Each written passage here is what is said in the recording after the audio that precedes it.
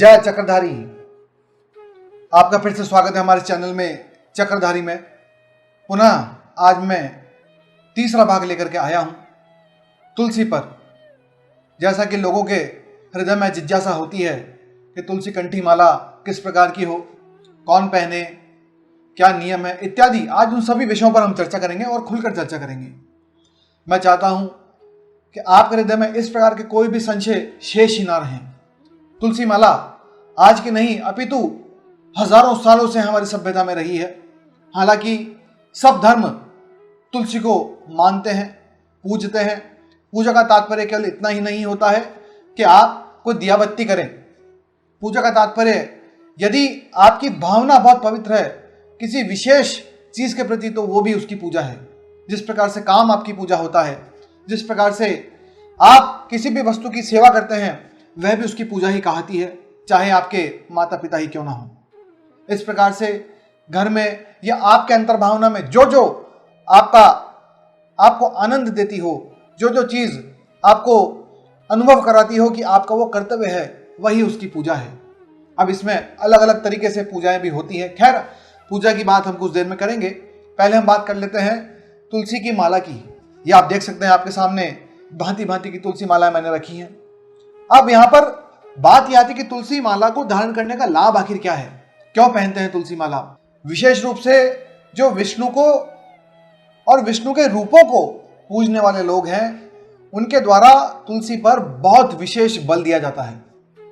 चाहे गौड़िये हों, गौड़ीय संप्रदाय के हों, चाहे वल्लभाचार्य हों, चाहे रामानुजाचार्य हों, चाहे माधवाचार्य हों, चाहे श्री संप्रदाय हो, चाहे रुद्र संप्रदाय हो, यह सब विष्णु और विष्णु के भांति भांति के रूपों को पूजते हैं।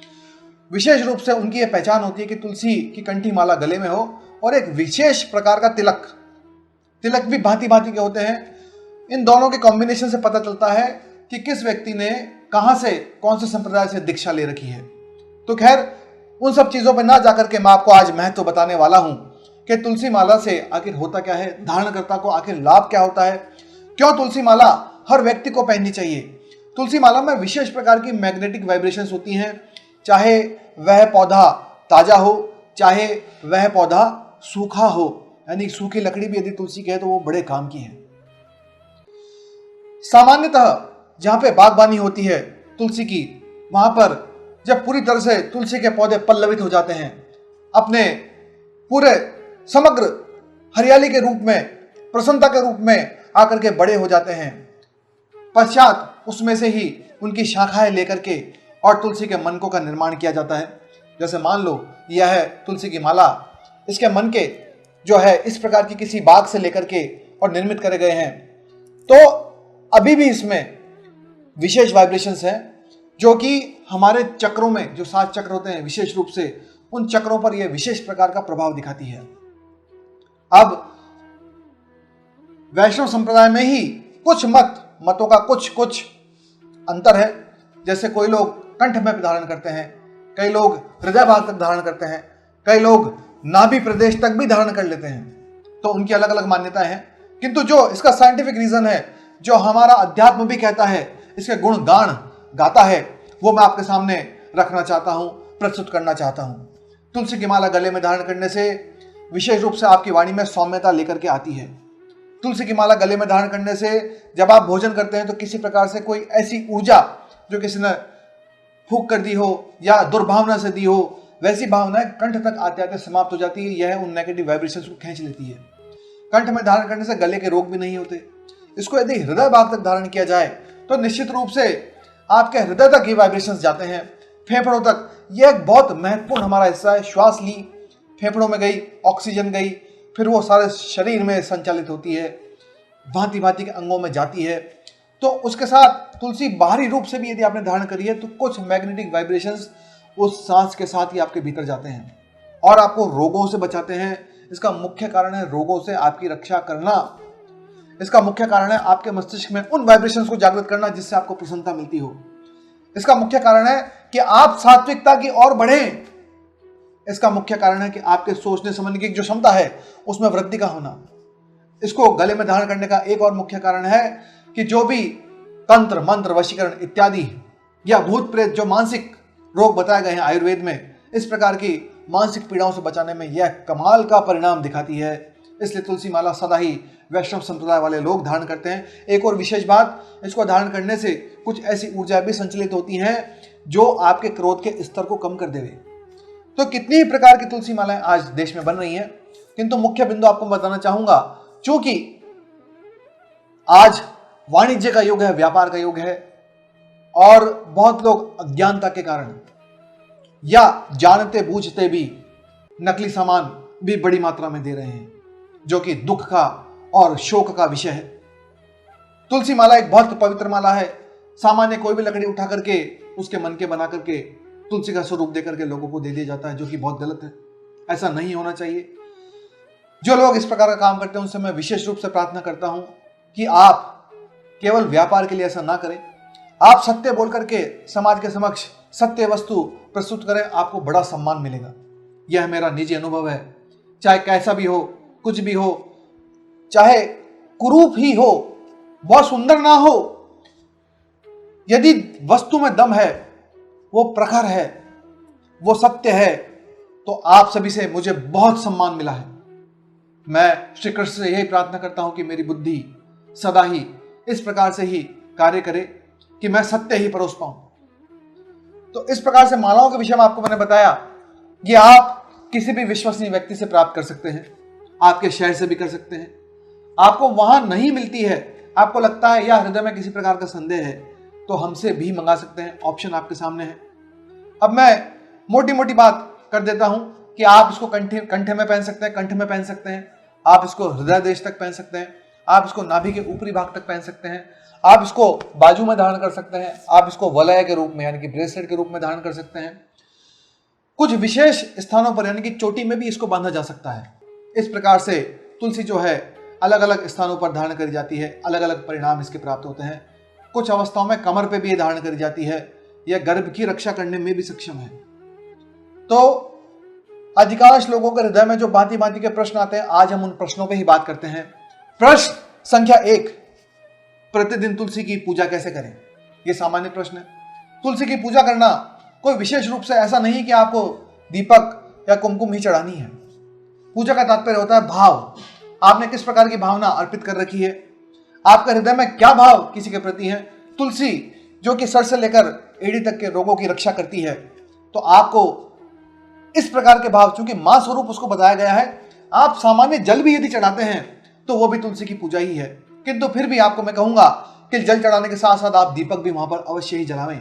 इसका कारण यह है कि देशी गाय के घी से जब दीपक जलता है तो उस दीपक से जो धाराएं निकलती है, जो गैसेस निकलती हैं, जो भी वहां पे वातावरण उत्पन्न हो रहा है, वह तुलसी को बहुत प्रफुल्लित करता है, बहुत प्रसन्न करता है, बहुत आनंद देता है। तो आपको ऐसा काम करना चाहिए जिससे तुलसी माता का पोषण होता हो। तो दीपक चलाने से पोषण होता है, जल चढ़ाने से भी पोषण होता है। तो यह आप इस चीज के निमित्त बने तो आप आशीर्वाद के अधिकारी हो। यह पहला प्रश्न हुआ। दूसरे प्रश्न में बात करते हैं कि लोग अक्सर पूछा करते हैं तुलसी माला धारण करने के नियम क्या हैं। अब नियम में ऐसा कुछ विशेष नहीं है, किंतु फिर भी आपको मैं बता दूं मोटी मोटी बात कि जो वैष्णव संप्रदाय के लोग यदि आप उनसे पूछेंगे तो नियम में विशेष रूप से आजकल ये बताया जाने लगा है कि तुलसी माता को धारण करने के बाद पश्चात शराब, मांस, मदिरा इत्यादि, यहाँ तक कि लहसुन, प्याज इत्यादि नहीं खाना चाहिए, नहीं ग्रहण करना चाहिए। नियम में विशेष रूप से यह चीज बताई जाती है। अब यहाँ पर उनका ध्येय क्या है, उद्देश्य क्या है? उनका उद्देश्य मूल रूप से यह होता है कि तुलसी की स्वच्छता बनी रहे, आपका हृदय पवित्र रहे, आपका अंतर्मन स्वच्छ रहे। इस प्रकार से इसके नियम है। किंतु इसके साथ मैं और चीजें जोड़ना चाहूंगा। यह नियम केवल और केवल यहीं तक सीमित नहीं है, आपका पूरा कैरेक्टर परिवर्तन के लिए यह चीजें धारण कराई जाती है। मैं यह भी इसमें जोड़ूंगा कि किसी प्रकार से आपको जीवन में तुलसी माला यदि आपने धारण करी तो झूठ नहीं बोलना चाहिए। मैं यह भी बोलूंगा कि आपको लोगों को धोखा नहीं देना चाहिए। मैं यह भी बोलूंगा कि आपने जो वचन दिया वो वचन भंग नहीं होना चाहिए। मैं यह भी बोलूंगा किसी को देखकर आपको ईर्ष्या नहीं होनी चाहिए। मैं यह भी बोलूंगा कि आप सदा लोगों के हित की ही बात करें। मैं यह भी बोलूंगा कि आप पूरी तरह से ईमानदारी बरतें, अध्ययन करें और इन सभी चीजों का पालन करें। सही समय पर उठें, सही समय पर सोएं, अपना दिन प्रसन्नता में व्यतीत करें, घृणा में नहीं, द्वेष में नहीं, राग द्वेष दोनों ही हमारे लिए खतरनाक साबित हो सकते हैं। तो तुलसी माला धारण करने के नियम ये सब हो सकते हैं। आखिर ये चीज क्या है, क्यों नियम, किस लिए, क्यों नियमों का बंधन? मूल रूप से कोई भी चीज को निमित्त बनाया जाता है किसी भी गुरु के द्वारा, जिससे कि आपका कैरेक्टर परिवर्तन हो सके, आप ईश्वर के समीप जा सकें, इस प्रकार के नियम आए। अब यहां पे सवाल उठता है कि नियम का पालन नहीं करा तो, यहां पे सवाल उठता है नियम टूट गए तो। आप जो देखिएगा, यदि संकल्प आप लेते हैं तो टूटना नहीं चाहिए, किंतु टूट भी गया तो ऐसा नहीं कि हमारी मृत्यु हो जाएगी या हम भयंकर दंड के अधिकारी हो गए। धीरे धीरे जो व्यक्ति सीखता है, यदि किसी दिशा में बढ़ रहा है, अपने स्वयं के कल्याण के लिए बढ़ रहा है, तो निश्चित रूप से वो संकल्प ले उसकी पालना करे तो अच्छा होगा। यदि भूलवश टूट जाता है तो आप क्षमा के अधिकारी भी हैं। अक्सर लोग पूछते हैं तुलसी में दीपक जलाने से क्या होता है। यह तीसरा प्रश्न आया है।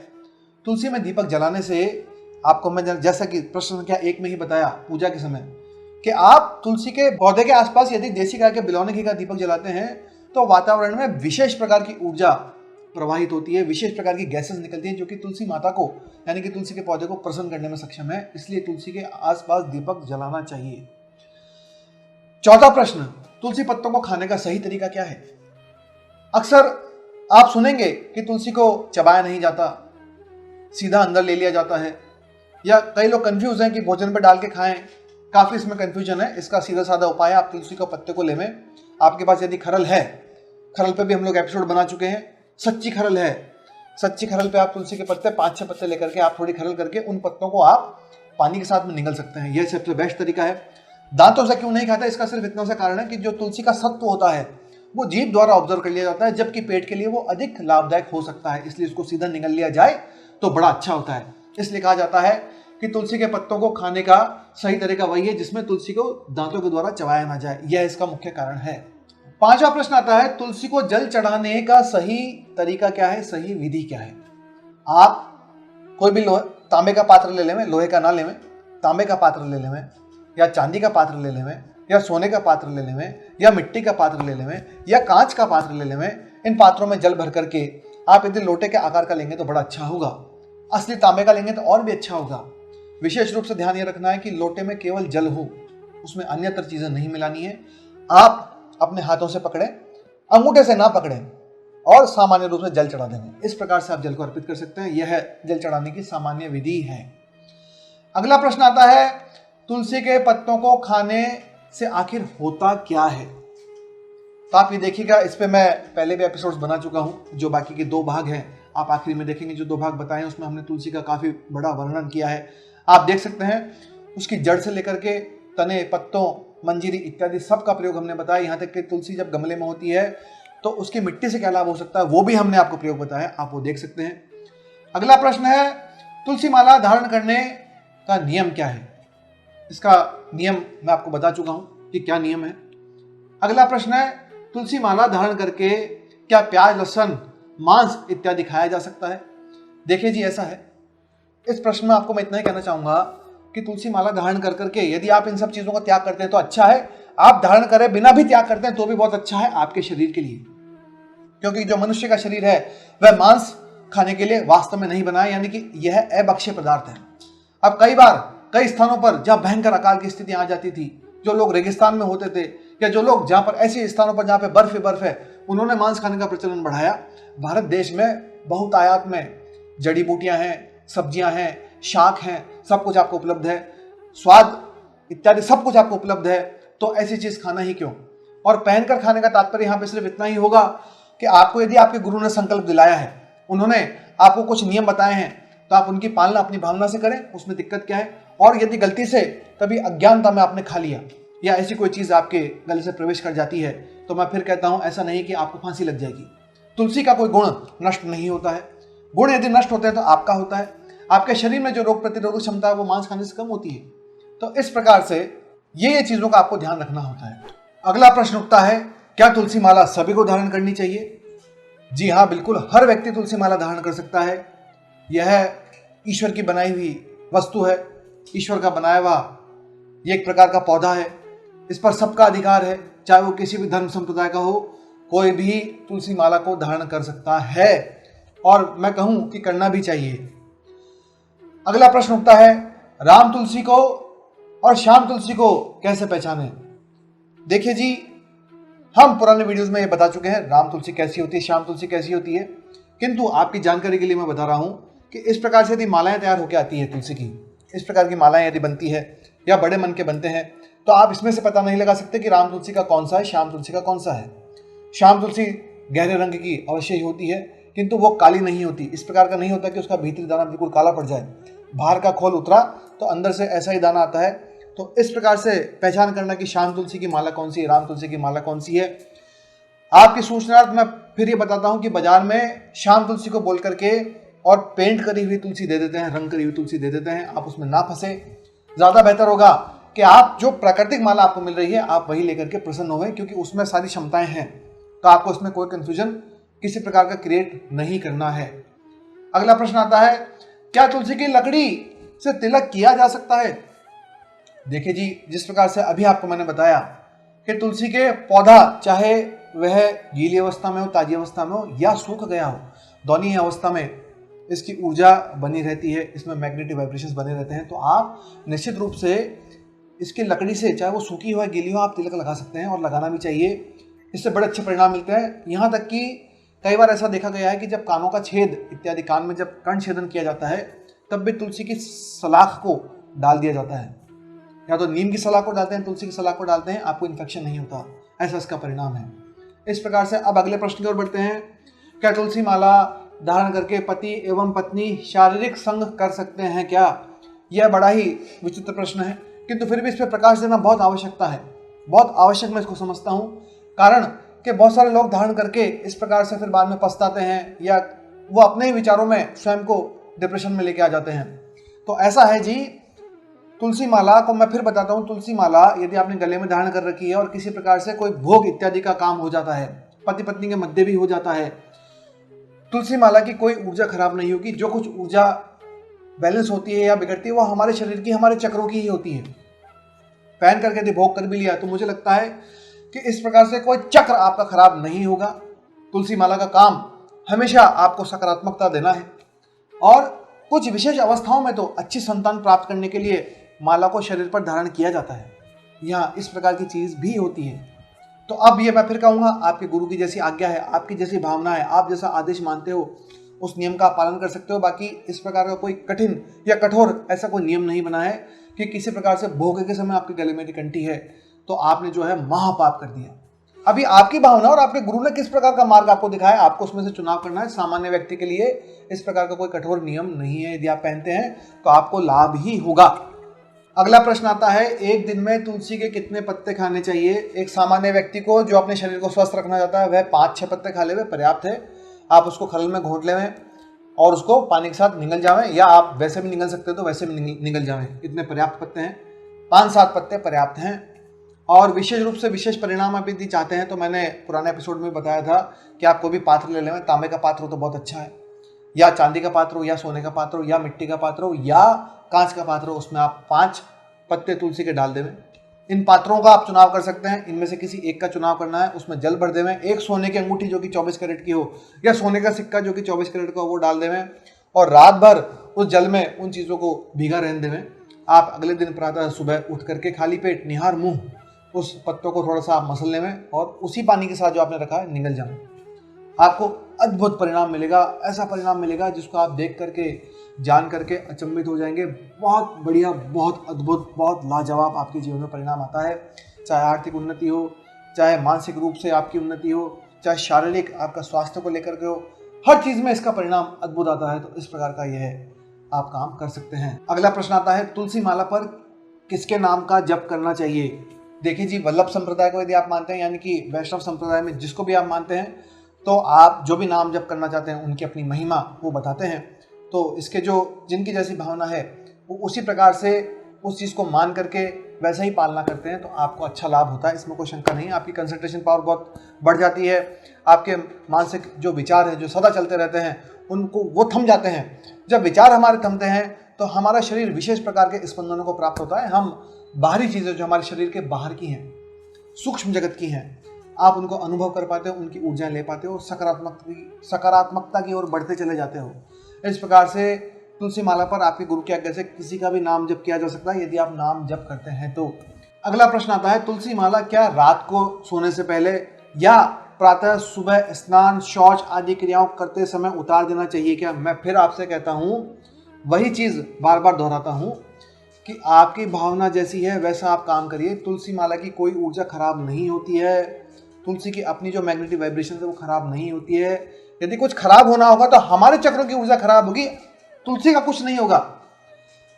तो आप इसको पहन के रखते हैं तो आपका कल्याण ही होगा, ऐसी अवस्था में पहन के रखते हैं तो कल्याण ही होगा। ऐसा नहीं कि उस समय आपको कोई श्राप लग जाएगा या आपके साथ बुरा हो जाएगा या कोई ऐसी घटनाएं हो जाएंगी जो आपने सोची नहीं थी, ऐसा कुछ भी तुलसी को धारण करने से नहीं होता है। यानी कि तुलसी उसकी जिम्मेदार नहीं है, वह दायित्व तो तुलसी का नहीं है। तुलसी का काम है आपके शरीर को स्वस्थ रखना, तुलसी का काम है आपकी बुद्धि को सात्विक रखना, तुलसी का काम है जिस प्रकार से 3 प्रकार की ऊर्जाएं होती है, रज, तम और सत्व, तो सत्व गुणों की वृद्धि करना यह तुलसी का काम है। इसलिए आप हमेशा तुलसी को पहने रहें तो भी कोई दिक्कत नहीं है। अगला प्रश्न आता है, क्या सूतक में तुलसी माला धारण करनी चाहिए? किसी भी प्रकार का सूतक हो, जन्म मरण परण कुछ भी हो, 24 घंटे साल भर आप तुलसी की माला को धारण कर सकते हैं, बिना चिंता के कर सकते हैं। घर में लगाने के तुलसी को क्या लाभ हैं, किस दिशा में लगावें, वास्तु दोष के लिए किस प्रकार से हम उस चीज़ को आगे बढ़ावें, यह भी प्रश्न बड़ा विशेष है, बताना मैं बहुत उचित समझता हूँ। आप तुलसी को ऐसे स्थान पर लगावें जो साफ सुथरा हो, आप तुलसी को ऐसे स्थान पर लगावें जहाँ पे हवा पानी भरपूर मात्रा में उसे मिल सके।